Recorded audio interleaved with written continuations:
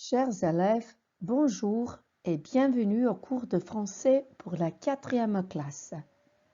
Notre thème d'aujourd'hui sont mes vacances scolaires. Današnja tema su moji školski praznici. Lekciju su za vas pripremile profesorice Tatjana Banožić i ja sam Alka Vrsalović. A evo ishoda današnje lekcije. U današnjoj lekciji naučit ćemo kako opisati aktivnosti za vrijeme školskih praznika. Sljedeće ikone uputit će vas na određene aktivnosti. One će se pojaviti kad budete trebali nešto napraviti. Écoutez, poslušajte. Répétez, ponovite. Parlez, govorite. Écrivez, zapišite. A evo nam i pribora potrebnog za današnji sat. Un ordinateur, une tablette ou un portable, un accès à Internet, un cahier et un crayon. A evo i naše današnje lekcije. Les vacances scolaires s'approchent. Bliže se školski praznici. Salut Zoé, qu'est-ce que tu fais? Regarde, c'est un message de Lucie. Zoé je dobila poruku od Lucie. Qui est Lucie? C'est mon amie de Belgique. Elle habite à Bruxelles. Lucie je Zojina prijateljica iz Belgije koja živi u Briselu. Fais voir, kaže Jean, daj mi da pogledam. Voici le message, evo poruke. Chère Zoé, comment ça va? Draga Zoé, kako si? Moi, ça va très bien. Ja sam jako dobro. J'ai une idée. Imam jednu ideju. Viens chez moi à Bruxelles. Dođi k meni u Brisel. Ici, il fait beau et chaud. Ovdje je lijepo i vruće. Nous allons visiter l'Atomium et le musée de la bande dessinée. Posjetit ćemo Atomi i muzej stripa. Tu connais les Schtroumpfs et Tintin? Poznaješ li Štrumpfove i Tintana? Ensuite, on va visiter le musée Magritte. A zatim ćemo posjetiti muzej Magritte. Tu vas voir des peintures géniales. Vidjet ćeš genijalne slike. Enfin, tu vas goûter des moules frites et des gaufres. Na posljedku kušat ćeš dagnje s pomfritom i wafle. Le soir, nous allons écouter de la musique. J'adore Stromae. Navečer ćemo slušati muziku. Obožavam Stromae. Écris vite, s'il te plaît. Piši brzo, molim te. Bisous, Lucie. Puse, Lucie. Oh Zoé, tu as vraiment de la chance. Moi, je vais à la mer avec mes parents. Jean smatra da je Zoé prava srećkovićka. On će ići sa svojim roditeljima na more. Quelques jours plus tard, nekoliko dana kasnije. Alors Jean, c'est Zoé. Oh, salut Zoé. Tu es à Bruxelles? Jean se iznenadio, pita Zoé je li u Briselu? Malheureusement non. Lucie est malade. Zoé nažalost nije u Briselu jer je Lucie bolesna. Oh, je suis désolée, ma pauvre Zoé. Jean malo glumi da mu je jako žao pa kaže: O, žao mi je moja jadna Zoé. Mais j'ai une idée. On va voir un film au cinéma aujourd'hui. Ali Jean ima ideju i predlaže Zoé da danas idu pogledati jedan film u kino. D'accord, mais après le film, nous allons faire une liste d'activités pour nos vacances scolaires.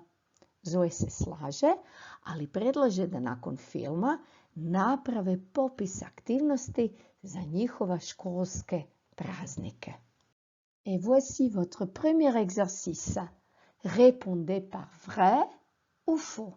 A evo i vašeg prvog zadatka. Potrebno je pročitati rečenice i uz rečenice staviti v ako smatrate da je rečenica ispravna, odnosno f ako smatrate da je rečenica netočna. Po potrebi ponovno poslušajte dijalog između Jeana i Zoe te pročitajte poruku koju je Lucie uputila Zoe. Je vous attends, čekam vas. Vous êtes prêts? On va vérifier ensemble. Ajmo zajedno provjeriti. Lucie habite à Bruxelles. C'est vrai. À Bruxelles, il y a un musée de la BD. C'est vrai. U Briselu postoji muzej stripa. À Bruxelles, on mange des gaufres. C'est vrai. Jedu se vafli. À Bruxelles, il fait froid.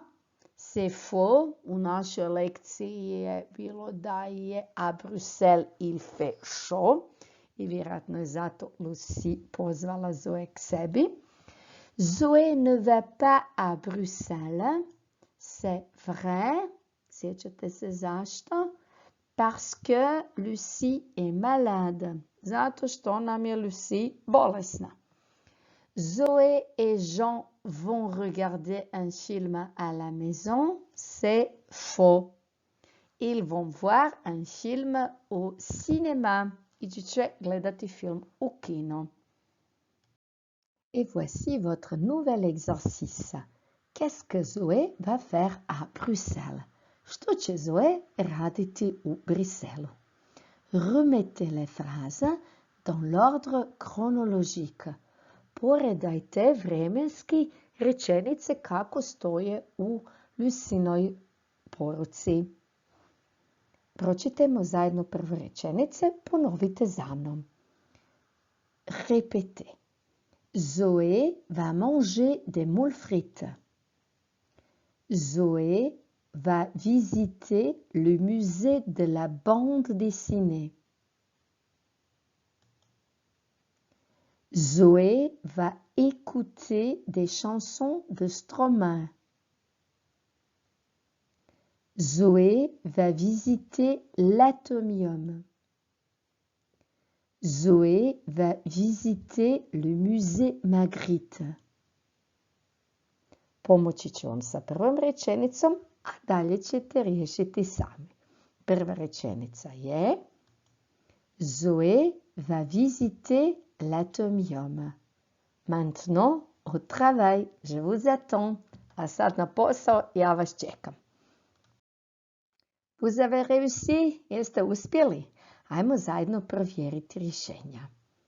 Znači, rekli smo prva rečenica je Zoé va visiter l'Atomium. Ensuite, Zoé va visiter le musée de la bande dessinée. C'est la deuxième phrase. To je druga rečenica. La troisième phrase. Zoé va visiter le musée Magritte. Ensuite, la quatrième phrase. Zoé va manger des moules frites. Et la cinquième phrase. Zoé va écouter des chansons de Stromae. Copiez les phrases dans vos cahiers. Pripišite rečenice točnim poredkom u svoje bilježnice. Observez. Qu'est-ce qu'on va faire? Promotrimo sada sljedeće rečenice. Što ćemo raditi? Poslušajte i ponovite za mnom. Écoutez et répétez. Zoé, tu vas goûter des gaufres. Zoé, ti ćeš kušati vafle. Zoé va visiter l'atomium. Zoé će posjetiti atome. Zoé et Jean vont voir un film au cinéma. Zoé et Jean će pogledati film u kinu. Zoé, je vais écouter le chanson de Stromae. Zoé kaže, ja ću slušati Stromaine pjesme. Ako ste primijetili, sve ove rečenice preveli smo našim budućim vremenom. Jedan od načina kako u francuskom možemo izreći budućnost zove se le futur proche ili u prijevodu bliska budućnost. Ako promotrimo malo oblike, primijetit ćemo da svi ovi oblici se sastoje od glagola aller u prezentu i iza stoji infinitiv glavnog glagola. Podsjetimo se kako glasi prezent glagola aller. Je vais i zatim dodamo infinitiv. Tu vas, il va, elle va, on va, nous allons, vous allez, ils vont, elles vont. I da bismo dobili futur proche, potrebno je još samo dodati infinitiv. Je vais chanter une chanson. Pjevat ću jednu pjesmu. Tu vas danser. Ti ćeš plesati. Il va voir un film. On će pogledati film. Elle va écouter de la musique. Ona će slušati glazbu. On va visiter un musée. Posjetit ćemo muzej. Nous allons faire du vélo. Vozit ćemo bicikl. Vous allez regarder la télé. Gledat ćete televiziju. Ils vont jouer au foot. Oni će igrat nogomet. Elles vont lire un livre. One će čitati knjigu. Molim vas da ove primjere prepišete u svoju bilježnicu. A maintenant c'est à vous. A sada je na vama red. Écrivez les phrases au futur proche à l'aide des verbes suivants. Napišite rečenice koristeći futur proche uz pomoć sljedećih glagola. Visiter, manger, écouter, faire, jouer, regarder. Pomoći ću vam sa prvom rečenicom. Vous allez regarder des séries. Gledat ćete serije. Podsjećam, potrebno je glagol aller staviti u ispravno lice u prezentu, a zatim dodati jedan od ovih ponuđenih glagola u infinitivu. Je vous attends. Čekam vas. Et vous avez réussi? Voyons les bonnes réponses. Pogledajmo točna rješenja. Écoutez et répétez. Poslušajte me, a zatim ponovite za mnom rečenice. Prva rečenica je bila Vous allez regarder des séries. 2. Thomas va écouter de la musique. Nous allons visiter Paris. 4. Marion et Fabien vont jouer au tennis. 5. Je vais manger des moules frites. 6. Tu vas faire de la randonnée. Podsjećam, izraz faire de la randonnée ste imali u prošloj lekciji, znači planinariti. A jel se sjećate? Qu'est-ce que Zoé va visiter à Bruxelles? Qu'est-ce que Zoé va manger à Bruxelles? Što će Zoé posjetiti u Briselu, a što će jesti u Briselu? Dites, puis écrivez deux phrases au futur proche. Prvo izgovorite rečenice, a zatim zapišite 2 rečenice koristeći futur proche. Et voici les bonnes réponses. Zoé va visiter l'atomium. Elle va manger des gaufres.